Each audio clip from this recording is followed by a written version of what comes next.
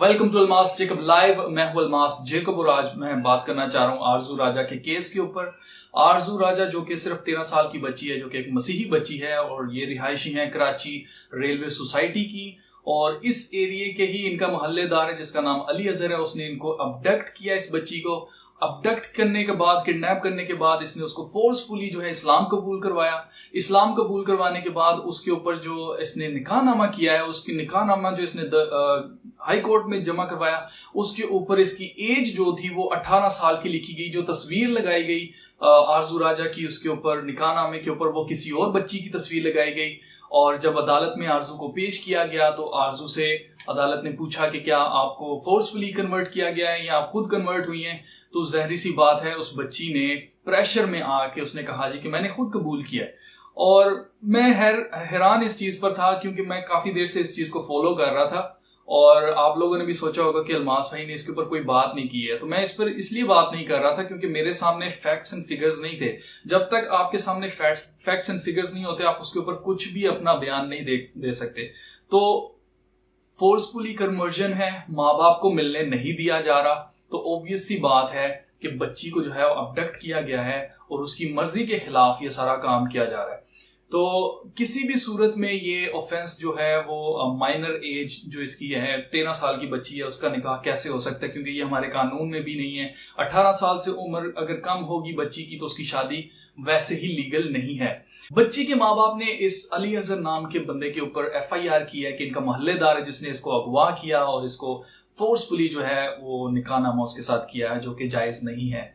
और मेरे ख्याल से जो हुकूमती इदारे हैं वो अपना किरदार अब खुदा का शुक्र है कि वो पेश करना शुरू हो गया। और मैं आपको यही हौसला देना चाहता हूँ खासतौर से मसीही कम्युनिटी को, जो कि ये सोच रहे थे कि शायद हम पाकिस्तान में अकेले हैं, कोई हमारा सुनने वाला नहीं है। तो मैं आपको बताना चाहता हूँ कि खुदा है, खुदा के लिए नाउमीद ना हो, खुदा के ऊपर ईमान रखें।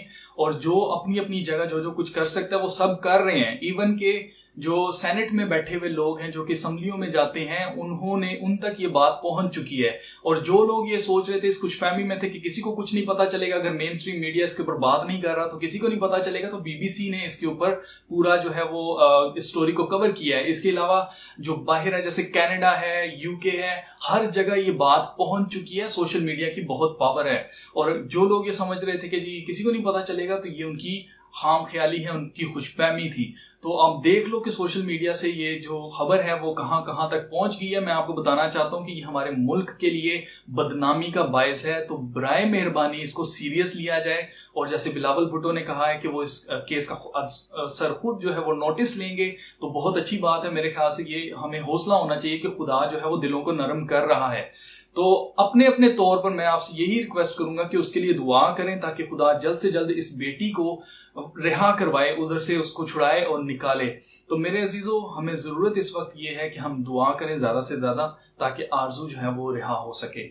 मजीद मैं ये कहना चाहता हूं कि अली अजहर ने ना सिर्फ उस बच्ची को अबडक्ट करके गलती की और उसके अलावा उसने माइनर के साथ शादी की, जो कि क्रिमिनल ऑफेंस है, उसके अलावा इसने अदालत को भी गुमराह किया है। इसके ऊपर ये चार्ज भी लगना चाहिए। और इसके अलावा हुकूमत को कुछ ऐसा कानून बनाना चाहिए कि जिसमें माइनर्स की जो शादियां होती हैं, जो कि फोर्सफुली होती हैं, इस तरह की शादियों को इन्वेस्टिगेट किया जाए कि क्या वो बच्ची की मर्जी से हो रहा है। और ये सिर्फ जो फोर्सफुली शादियां हो रही है सिर्फ बच्चियों की हो रही हैं, ये लड़कों की नहीं हो रही। मजीद मैं आपसे रिक्वेस्ट करना चाहता हूं कि जो लोग सिर्फ समझ रहे हैं कि ये शायद किसी क्रिश्चियन की बेटी है, किसी मसीही की बेटी है, ये ऐसा नहीं है। ये पाकिस्तानी है, ये पाकिस्तान की बेटी है और ये पाकिस्तान की बदनामी है। अगर इसके ऊपर केस नहीं किया गया, इसको रिकवर नहीं किया गया, इसको इंसाफ अगर ना मिला, तो ये पाकिस्तान की बदनामी है। ऑलरेडी FATF ने हमारे मुल्क को जो है वो ग्रे लिस्ट में डाला हुआ है, जो कि 2015 में निकला था। ब्लैक लिस्ट से हमारा मुल्क और ग्रे लिस्ट में आया है और ग्रे लिस्ट के बाद जो है वो निकल सकता है बिल्कुल इस चक्कर के अंदर से। लेकिन FATF के बारे में भी मैं आपको बता दूं कि जो फ्रांस के अंदर जो कि सारा कुछ चल रहा है, बहुत ही अफसोसनाक वहां पर वाकयात हो रहे हैं। जैसे कि सबसे पहले एक प्रोफेसर जो है उसने क्लास के अंदर जो है वो खाके शेयर किए और उसके बाद ऐसा हुआ कि उनको जो है वो कत्ल कर दिया गया। और फिर उस कत्ल का रिएक्शन ये फ्रांस की हुकूमत की तरफ से आया, जो कि मुझे सारा पॉलिटिकल एजेंडा लग रहा है। मुझे इसके पीछे कहीं से भी ऐसा नहीं लग रहा कि मजहबी है। तो इसलिए बराए मेहरबानी जो मुस्लिम क्रिश्चियन दोस्त हैं वो हरगिज इसको मजहबी मत समझें। ये मजहबी नहीं है, ये पॉलिटिकल है। अभी थोड़ी देर में आपको समझ आ जाएगी। अभी मैं आपको बताता हूँ कि कैसे। FATF जो ऑर्गेनाइजेशन है ये आजाद ऑर्गेनाइजेशन है जो कि पेरिस में वाक़या है। आपको समझ आ रही है? पेरिस जो है वो कैपिटल है फ्रांस का, और फ्रांस के अंदर इस चीज को जो है जानबूझ के आग लगाई गई है हुकूमत की तरफ से। हुकूमतें ऐसा नहीं करती हैं, जब भी ऐसा कोई वाकया होता है तो हमेशा दोनों तरफ की बात की जाती है, एक तरफ होके बात नहीं की जाती। और ये जो मैक्रोन है, जो कि उसने फ्रांस में जो ये काम किया गया है कि बिल्डिंग्स के ऊपर खाके लगाए गए। पहली तो बात ये है कि किसी भी पाक हस्ती के खाके बनाना ही जुर्म है, उसको जुर्म समझना चाहिए, उसको बिल्कुल किसी तरह से कोई आर्ट नहीं समझना चाहिए, गलत है। और उसके अलावा फिर वहां पर उसको डिस्प्ले किया है, और डिस्प्ले करने के बाद इस जलती के ऊपर तेल छिड़का गया है। ये जानबूझकर एक पॉलिटिकल मूव है, और ये क्या पॉलिटिकल मूव है मैं आपको बताना चाहता हूं कि इस वक्त इसराइल जो है वो तमाम अरब ममालिक के साथ अपना पीस जो ट्रीटी है उसको साइन करना चाह रहा है। वो तीसरी हैकल बनाना चाह रहे हैं, और ये सिर्फ अरब कंट्रीज के साथ ही क्यों पीस ट्रीटी बनाना चाह रहा है, क्योंकि बाकी दुनिया में किसी कंट्री को कोई मसला नहीं है, सिर्फ अरब कंट्रीज जो हैं उनको मसला है कि यहां पर तीसरी हैकल नहीं बननी चाहिए। लेकिन ये लोग चाह रहे हैं अपनी तीसरी हैकल बनाना, और ये क्या करना चाह रहे हैं कि ये पीस अकॉर्ड एक ट्रीटी बांधना चाह रहे हैं, और ये उसमें होगा ऐसा कि जंग हम नहीं करेंगे आपके साथ, ये ट्रीटी बांधी जाएगी। तो बेसिकली जो ये FATF है, इसके अंदर अब सिर्फ और सिर्फ ब्लैक लिस्ट के अंदर दो मुल्क हैं, एक नॉर्थ कोरिया है और दूसरा ईरान है, जो कि फिर से अरब कंट्री में आता है। तो मैं आपको बताना चाहता हूं इस वक्त जो पॉलिटिकल मूव की जा रही है वो क्रिश्चियन मुस्लिम की नहीं है। बेसिक मूव जो है वो ये है कि मुसलमान कंट्रीज के ऊपर अटैक किया जाए, उनको बिल्कुल रेजा रेजा कर दिया जाए, उनको इकोनॉमिकली तबाह बर्बाद कर दिया जाए ताकि वो खड़े ना हो सके इसराइल के खिलाफ। अब ये आप देख सकते हैं मिसाल के तौर पे लेबनान का क्या हाल हुआ। लेबनान की अंदर जो है वो अनाज नहीं उगता है, उसकी जो जहां पर उन्होंने सेव करके रखा हुआ था अनाज, उसी जगह पर ब्लास्ट होता है।